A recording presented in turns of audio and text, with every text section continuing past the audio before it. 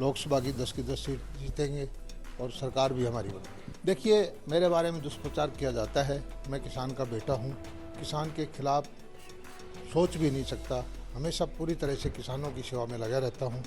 कुछ लोगों को अपनी गलतफहमी हो गई है, मैं उनकी गलतफहमी दूर करने को तैयार हूँ। हुड्डा जी का अपना आक्रोश है, अपनी पार्टी के प्रति।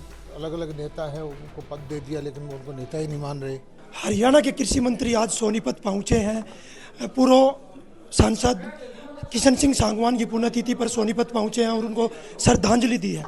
मंत्री जी, आज के रुझान जो 5 राज्यों में चुनाव थे, 4 राज्य के रुझान आ रहे हैं, उन रुझानों को किस तरह देख रहे हैं? ये जो हमारी भारतीय जनता पार्टी की गरीब कल्याण की योजनाएं हैं, जो नेतृत्व है दुनिया के सबसे लोकप्रिय प्रधानमंत्री नरेंद्र मोदी जी के, जिस तरह से कोरोना के वक्त में कोरोना का प्रबंधन किया, जिस तरह से 80 करोड़ लोगों को घर बैठे भोजन दिया, देश की अर्थव्यवस्था दुनिया के अंदर चमक रही है, चंद्रयान हमारा चला गया और सारी दुनिया आज भारत की तरफ देख रही है।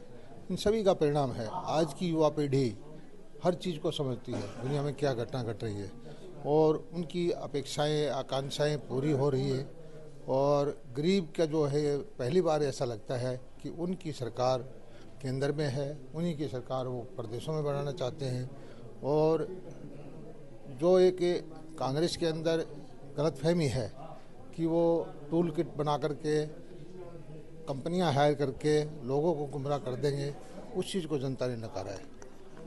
छत्तीसगढ़ में भी अब बीजेपी की सरकार बनती दिख रही है, रुझान के हिसाब से जिस तरह रुझान चल रहे हैं। अब यही तो है, सारा देश का मीडिया, सारी सर्वे एजेंसियां वो सरकार बना रही है किसी और की, तो लेकिन जनता की मन को पहुंचने तक नाकामयाब रहे। हमारे प्रधानमंत्री आदरणीय नरेंद्र मोदी जी गरीब के दिल में हैं, गरीब की झोपड़ी में हैं, उनको फ़ायदा दे रहे हैं। और आज के दिन कितना ही कुछ गुमराह करने की कोशिश करो, वो लोग जो है नरेंद्र मोदी जी को, भारतीय जनता पार्टी को आशीर्वाद दे रहे हैं। जो रुझान दिख रहा है, कहीं ना कहीं मोदी फैक्टर वहाँ पे काम किया।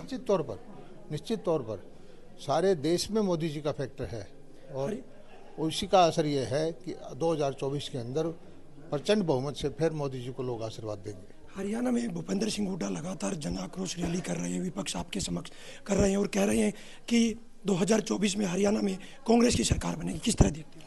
नहीं, हुड्डा जी का अपना आक्रोश है, अपनी पार्टी के प्रति। अलग अलग नेता है, उनको पद दे दिया, लेकिन वो उनको नेता ही नहीं मान रहे। इकट्ठे होकर के कोई कार्यक्रम नहीं करते, संगठन उनका बढ़ा हुआ नहीं है। और आज जो किसान को आप देखिए कि धान का भाव मिल रहा है, गन्ने का भाव मिल रहा है, 14 फसलें खरीद रहे हैं, उनका परिणाम ये है कि हरियाणा का किसान भी कांग्रेस की तरफ नहीं देख रहा। उन्होंने अपने वक्त में एक बार अच्छा भाव हो गया था जीरी का, तब कहलवा दिया था कि हुड्डा तेरे राज में जीरी बिकी जहाज में। वो ये आज नहीं बताते कि आज इतिहास में सबसे ज़्यादा महंगी जीरी बिक रही है। हुड्डा जी इस बारे में कोई कमेंट नहीं करते।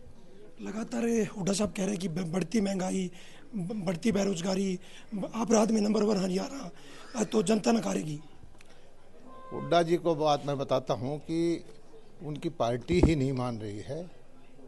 हरियाणा के अंदर देश में सबसे कम अपराध है, हरियाणा के अंदर सबसे कम बेरोजगारी है, हरियाणा का युवा जो है मेरिट पे आज नौकरी पा रहा है।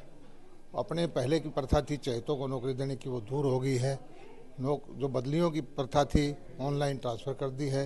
सारे योजनाएं बढ़ा करके, चाहे बुढ़ापा पेंशन हो, चाहे पीले कार्ड हो, गरीब कल्याण की योजनाएं ऐसी बना रहे हैं कि किसी को किसी के पीछे ना घूमना पड़े, सीधा उनको लाभ मिल रहा है। और इसी के दम पर हम फिर कहते हैं कि हरियाणा में लोकसभा की 10 सीट जीतेंगे और सरकार भी हमारी बनेगी। मंत्री जी, हरियाणा की खाप पंचायतें लगातार लामबंद हुई हैं, उसको किस तरह देख रहे हैं? देखिए, मेरे बारे में दुष्प्रचार किया जाता है। मैं किसान का बेटा हूँ, किसान के खिलाफ सोच भी नहीं सकता। हमेशा पूरी तरह से किसानों की सेवा में लगा रहता हूँ। कुछ लोगों को अपनी गलतफहमी हो गई है, मैं उनकी गलतफहमी दूर करने को तैयार हूँ। देखिए, हरियाणा के कृषि मंत्री थे, इनका कहना है कि जिस तरह से 5 राज्यों में चुनाव थे, रुझान आ रहे हैं, कहीं ना कहीं कह रहे हैं कि मोदी फैक्टर वहाँ पर चला है और बीजेपी की सरकार बहुमत से बनने जा रही है।